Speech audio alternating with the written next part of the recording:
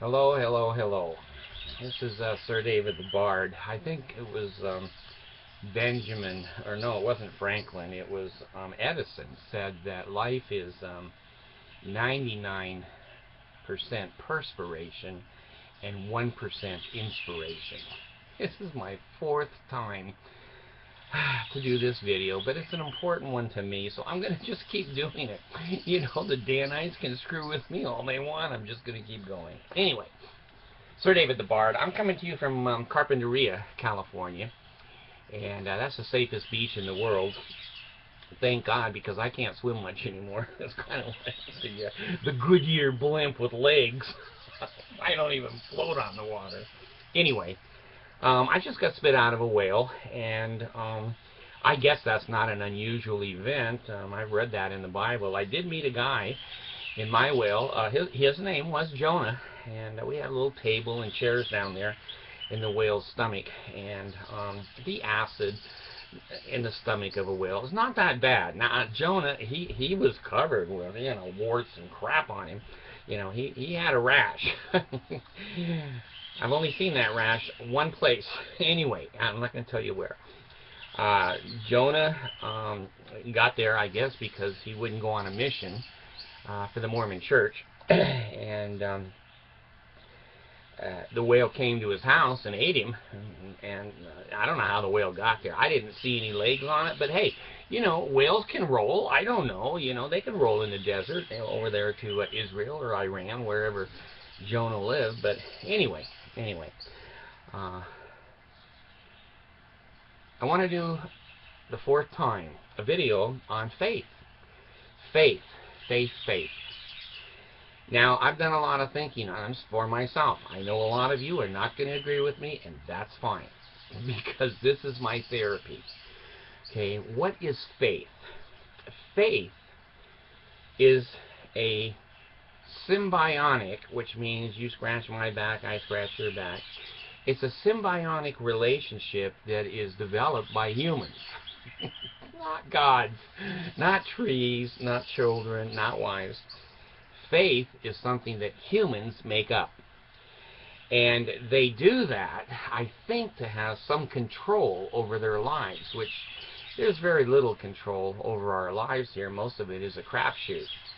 But when a human has faith in something, it doesn't even mean the other object or thing or principle or idea even knows that the human has faith.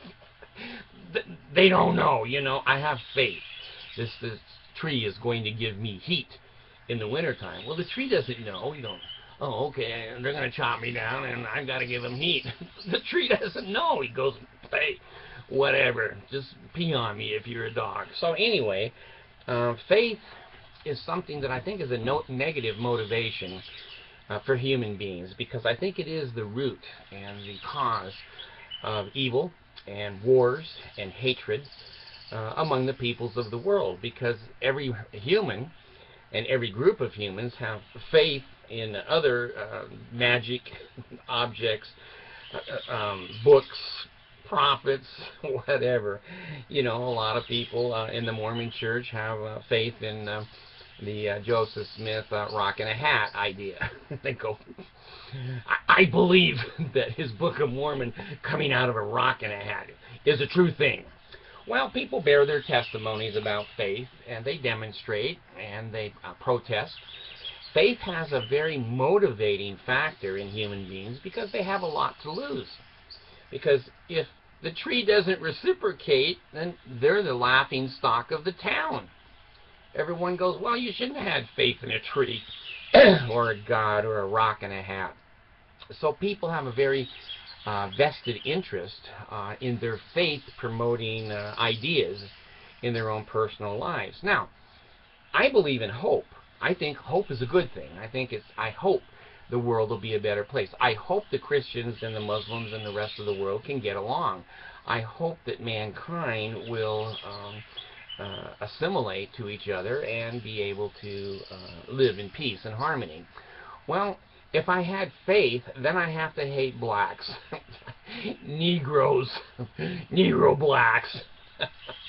I have to hate gays, I have to hate women and ERA, and I have to hate and hate and hate. And if I'm a Muslim and you're white, you're a jihad.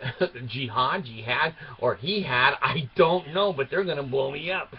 So this faith in these gods of, Christ, and look at the Crusades. Look what the Catholic Church did in the Crusades, and the hatred, the anger, and the torturing of mankind. Look at the Muslims today, blowing up the World Trade Center, killing 3,000 people, and strapping bombs on babies. Look at their faith and how they're going to force me to believe the way they are. The Christians are going to force me to believe the way they are, and of course, the Buddhists and the monks and the rest of them.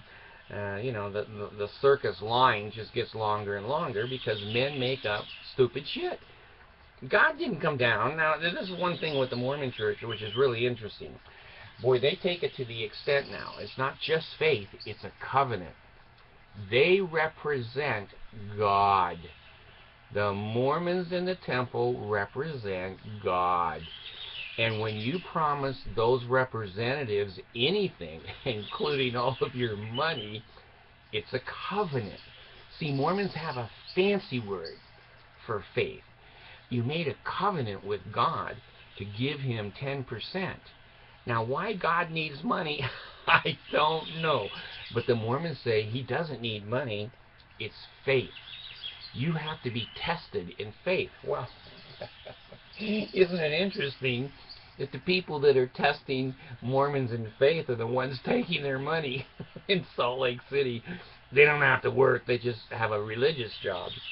So I'm saying in summary here that faith, I think, is a negative impact in the world and on individuals, because you may have faith in your lawyer, your wife, your kids, and they disappoint you. You know, you made up the symbiotic relationship.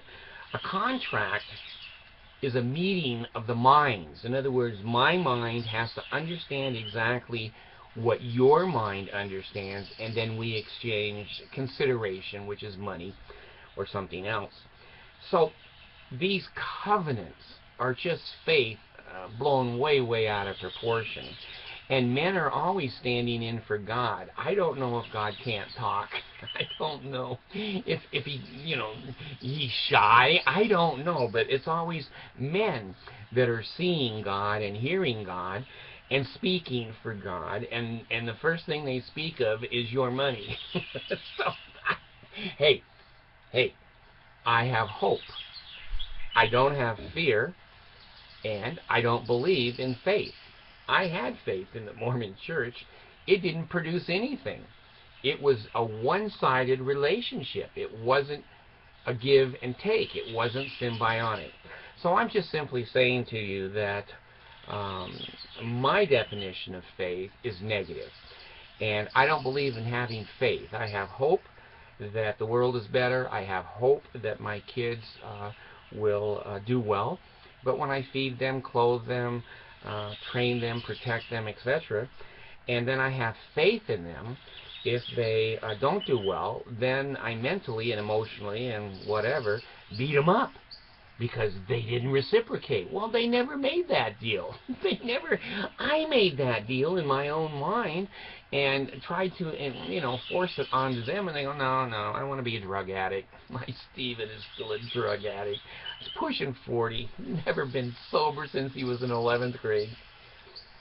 So I have faith in Stephen? No, I have hope that someday he'll get his head out of his ass and quit drugging everything.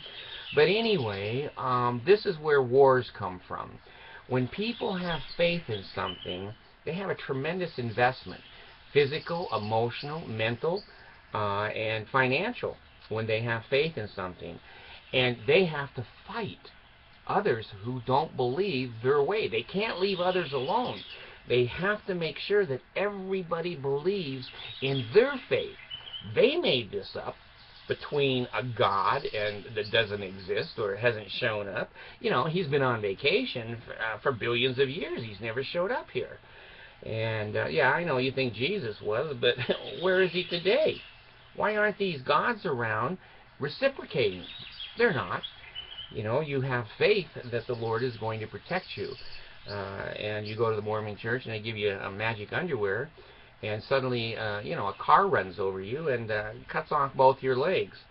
And you say to yourself, hey, I was promised that I would be protected in these garments, and it wasn't reciprocal.